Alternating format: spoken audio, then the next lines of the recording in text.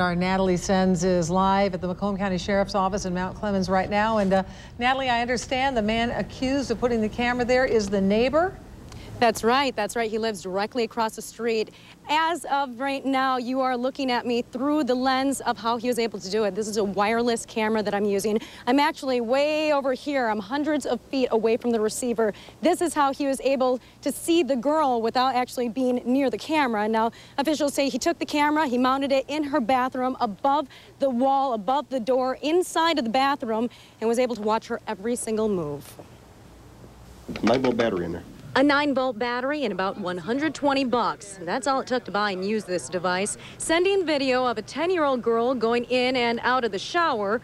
Her parents found it mounted in her bathroom, and the only suspect, their neighbor, 39-year-old Stephen Ray Keller. Officials questioned him first because mom and dad said he's been strangely kind and overly interested in their child. Buying her things and just spending too much time with her. A search of Keller's Bruce Township home came up with several CDs filled with hours of video of the girl's bathroom. Officials say they also found one of the largest collections of pornography the department has ever seized.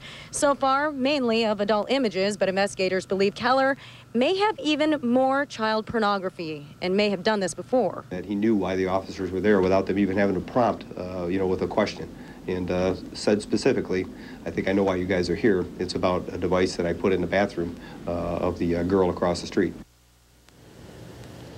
Macomb County officials say they never expected to have to warn people to make sure that this is not happening to you. Now, luckily, the device that was found is about 4 times the size as this one is here, so the parents were able to find it pretty easily. But what we found was a lot of them this same size, if not smaller, so you really have to be careful. Ruth, Devin? This is a very secluded portion of the park. That's why it has to be the work of a prankster going through all of this. And over there, that's where a father dropping off his daughter looked in the dark and thought he saw something that couldn't be good. It's huge. It's like a 150-pound cat. Okay, are you there? Black. Okay, are you there now? Yeah. The caller found it hiding inside a concrete drain. In the dark, the creature looking menacing. And I went back from behind it, shined a light in there, and it's in there. Convincing enough to concern Warren police, taking 10 officers off the street until one finally shot it with a taser gun, only to learn the panther is really just a stuffed animal. And there's sightings probably several times during the course of a year. Commissioner Bill Dwyer says his officers did not want to waste any time deciding if it's real, considering it was hanging out near a playground and neighborhood. We did what we had to do. We want to keep the city safe. That's the bottom line. The now torn up cat cost the city nearly $1,000 of wasted police time, not to mention a bit of panic. I'm telling you, I think I see a black panther over here.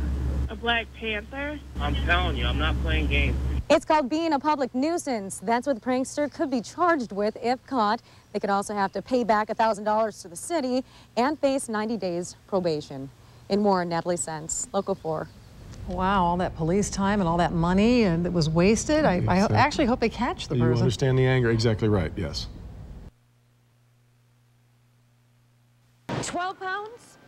Or how about this one over here? At 20 pounds. Ugh. Myth number 1. The bigger the turkey, the better. I think it depends on the turkey and the brand of turkey more than the size of the turkey.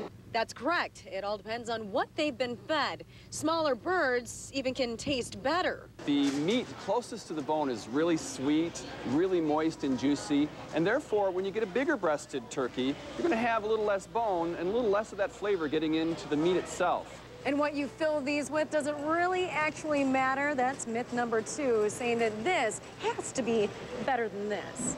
It'll be the equivalent of in the can, but most people don't know that. So I would buy the canned pumpkin versus buying either a jack-o'-lantern, a large pumpkin, or if you can't find pie pumpkins. It's tryptophan trivia and myth number 3, that turkey makes you tired. It is a myth in the sense that there's not enough tryptophan, which is the enzyme, the actual amino acid that's going to create the sleepiness in you. There's not enough of it in turkey that's going to create it in and of itself. In fact, some cheeses and chicken have more tryptophan than turkey.